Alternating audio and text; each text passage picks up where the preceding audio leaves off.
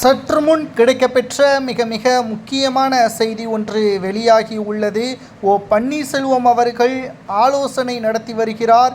பன்னீர்செல்வம் அவர்கள் தலைமையில் நிர்வாகிகளுடன் ஆலோசனை நடத்துவதற்கு காரணம் என்ன, அடுத்த கட்ட நடவடிக்கை பன்னீர்செல்வம் அவர்கள் என்ன முடிவுகளை எடுக்கப் போகிறார் என்ற தகவலை இந்த வீடியோ மூலமாக நாம் பார்க்க போகிறோம்.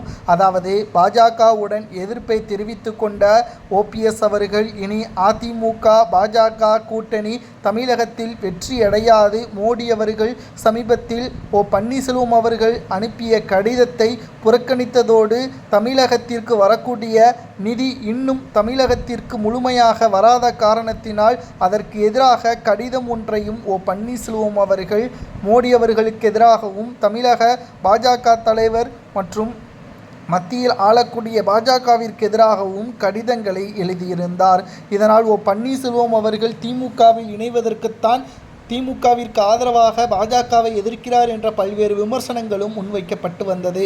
ஆனால் எந்த அளவிற்கு எடப்பாடிக்கு எதிராக செயல்படுகிறாரோ ஓபிஎஸ், அந்த அளவிற்கு ஸ்டாலினுக்கு எதிராகவும் திமுகவிற்கு எதிராகவும் பன்னீர்செல்வம் அவர்கள் செயல்படுவார். அதில் எந்த ஒரு மாற்று கருத்தும் கிடையாது. ஆனால் அனைத்திந்திய அண்ணா திராவிட முன்னேற்றக் கழகத்தை மீட்டெடுப்பதற்கான பல போராட்டத்திற்கு மத்தியில் தற்பொழுது மிக முக்கியமான ஒரு தகவல் ஒன்று கிடைக்கப்பெற்றுள்ளது.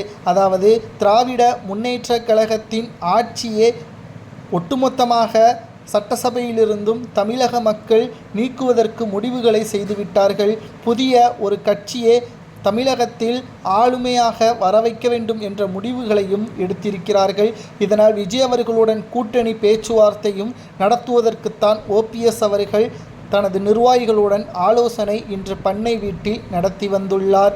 இதன் முடிவுகள் என்னவென்றால் பன்னீர்செல்வம் அவர்கள் தமிழக வெற்றி கழகத்துடன் கூட்டணி உறுதியானால் 40 தொகுதிகள், குறைந்தபட்சம் 35 தொகுதிகளாவது பெற்றுக் கொடுப்பேன் என்று ஓபிஎஸ் அவர்கள் தெரிவித்துள்ளார்.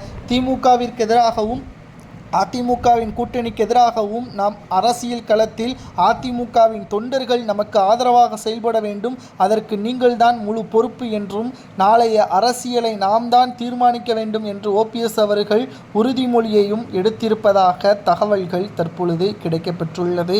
பொறுமையாக இருந்து பார்க்கலாம். ஏனென்றால் அனைத்திந்திய அண்ணா திராவிட முன்னேற்றக் கழகத்தை பொறுத்தளவிற்கு பன்னீர்செல்வம் அவர்களுக்குத்தான் இப்பொழுது வரை ஆதரவு. எடப்பாடி பழனிசாமி அவர்களுக்கு ஆதரவுகளை கிடையாது. செல்லும் இடமெல்லாம் புறக்கணிப்புத்தான். இந்த ஆலோசனை கூட்டத்தின் முடிவில் ஓபிஎஸ்ஸிற்கு நம்பிக்கை வந்திருப்பதாகவும் தமிழக வெற்றிக் கழகத்துடன் கூட்டணி வைப்பதற்கான ஏற்பாடுகள் செய்யப்பட்டிருப்பதாகவும் தகவல்கள் கிடைக்கப்பெற்றுள்ளது.